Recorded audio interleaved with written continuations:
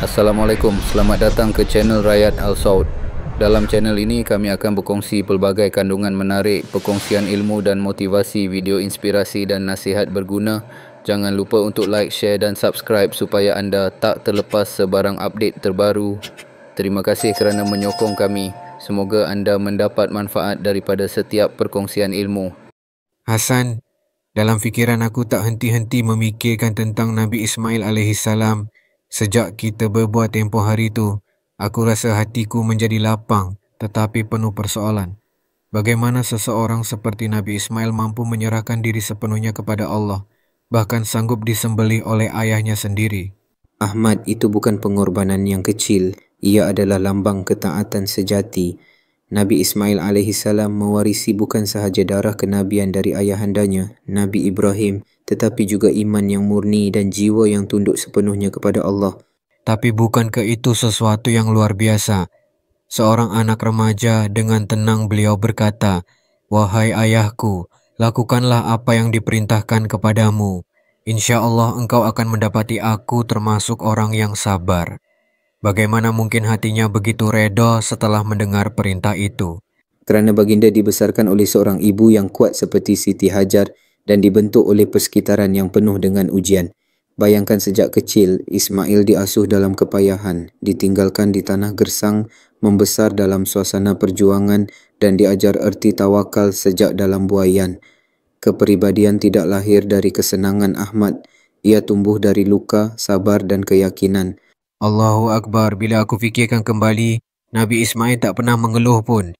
Bahkan bila tahu akan dikorbankan, dia tenang, sungguh luar biasa. Bukan itu sahaja Ahmad, selepas ujian besar itu, Nabi Ismail tidak menjadi insan yang trauma atau membenci takdir. Sebaliknya, baginda menjadi lebih teguh dan lebih mendalam iman serta akhlaknya. Baginda dikenali sebagai seorang pemimpin yang adil, rendah hati dan sangat menjaga amanah. Baginda hidup dalam kesederhanaan.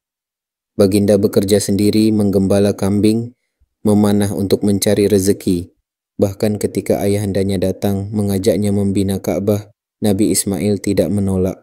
Walaupun ketika itu dia sedang bekerja dan beliau berkata, "Wahai anakku, sesungguhnya Allah memerintahku membina sebuah rumah di sini. Ayah, laksanakanlah, aku akan membantumu." Habis tu, mereka membina Kaabah bersama ke? Ya, Nabi Ibrahim mengangkat batu bata, manakala Nabi Ismail membawanya. Mereka tidak merasa hebat, bahkan mereka berdoa dalam kerendahan hati, "Wahai Tuhan kami, terimalah amalan kami. Sesungguhnya Engkaulah yang maha mendengar lagi maha mengetahui." Surah Al-Baqarah ayat 127. Subhanallah, dalam saat membina rumah Allah pun mereka takut amal mereka tidak diterima. Betapa ikhlasnya mereka. Dan dari keturunan Nabi Ismail inilah lahir Rasul akhir zaman Nabi Muhammad SAW. Ini bukti bahawa kebaikan yang tulus akan terus hidup menjadi warisan sepanjang zaman. Hasan, sekarang baru aku tahu Nabi Ismail bukan hanya kisah pengorbanan. Baginda adalah lambang kesempurnaan seorang anak, seorang hamba, seorang lelaki dan seorang Nabi. Aku nak tanya engkau ni, bagaimana Nabi Ismail membesar di tengah padang pasir yang begitu gersang?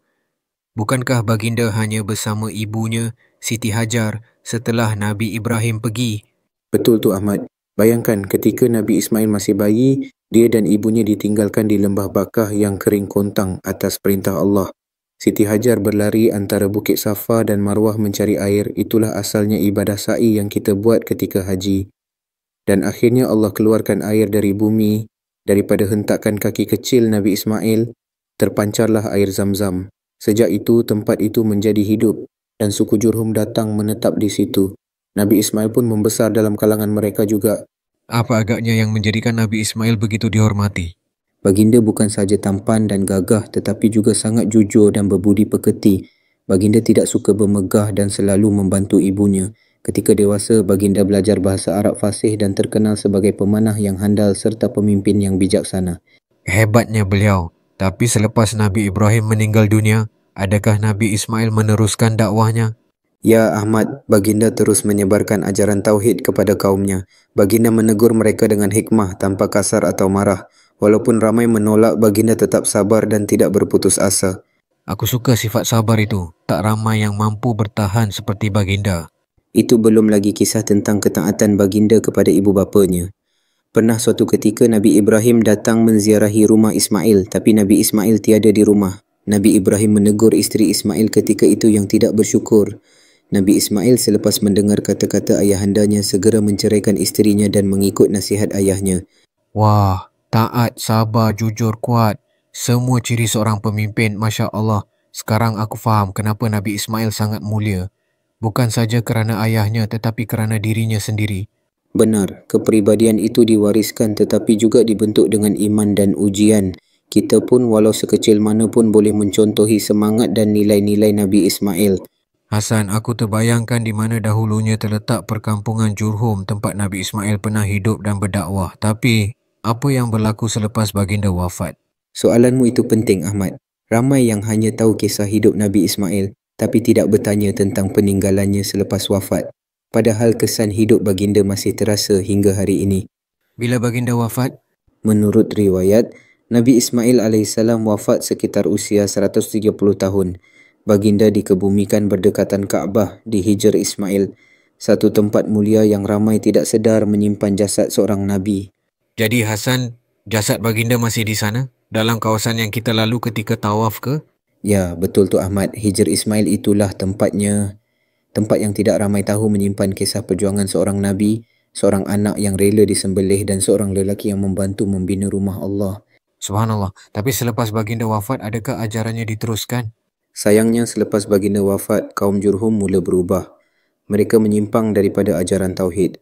Kaabah yang pernah dibina bersama Nabi Ibrahim dijaga oleh mereka. Tetapi lama-kelamaan mereka mencemarkan kesuciannya. Mereka mula meletakkan berhala-berhala, mengubah amalan haji dan memperdagangkan agama. Zaman kejahilan mula menyelubungi Mekah. Tapi walaupun begitu, warisan Nabi Ismail tetap hidup dalam bentuk struktur Kaabah, air Zamzam, bahasa Arab Fusyah yang dipelajarinya dan lebih penting dalam darah keturunannya. Ya Rasulullah SAW, subhanallah besarnya peranan baginda. Kalau bukan kerana baginda, mungkin dunia masih dalam kegelapan. Betul tu Ahmad. Nabi Muhammad SAW adalah keturunan Nabi Ismail melalui anaknya, Nabit. Garisan keturunan itu tidak putus. Allah menjaga benih itu dengan penuh hikmah. Sehingga apabila manusia terlalu jauh dari cahaya, cahaya itu lahir kembali dari warisan Ismail. Itulah sebabnya kita perlu bersyukur menjadi umat Nabi Muhammad SAW. Zaman jahiliyah itu gelap, tetapi cahaya Islam menyinari seluruh alam. Dan semuanya bermula dengan satu warisan dari seorang anak Nabi bernama Ismail AS yang membesar di lembah Mekah bersama ibunya, Hajar.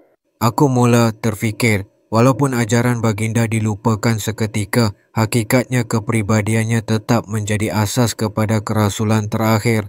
Ya, Nabi Muhammad SAW mewarisi sifat sabar Nabi Ismail, sifat tenangnya, akhlaknya yang lemah lembut dan keikhlasannya yang tidak goyah. Maka benarlah, pengaruh seorang insan soleh tidak terhenti dengan kematian. Ia hidup dalam hati, akhlak dan warisan jiwa manusia. Kadang aku rasa kita terlalu terikat dengan kejayaan dunia. Sedangkan Nabi Ismail hidup sederhana, tanpa istana, tanpa tentera. Tapi namanya kekal hingga ke hari ini. Itulah nilai ikhlas dan takwa. Allah tak pandang apa yang kita miliki, tapi siapa kita di sisinya. Nabi Ismail wafat sebagai hamba yang taat dan reda, bukan sebagai raja dunia, tapi namanya diangkat lebih tinggi dari mana-mana takhta.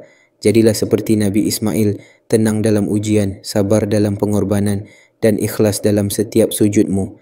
Walau kita tiada nama besar, biarlah kita meninggalkan warisan iman yang tidak padam.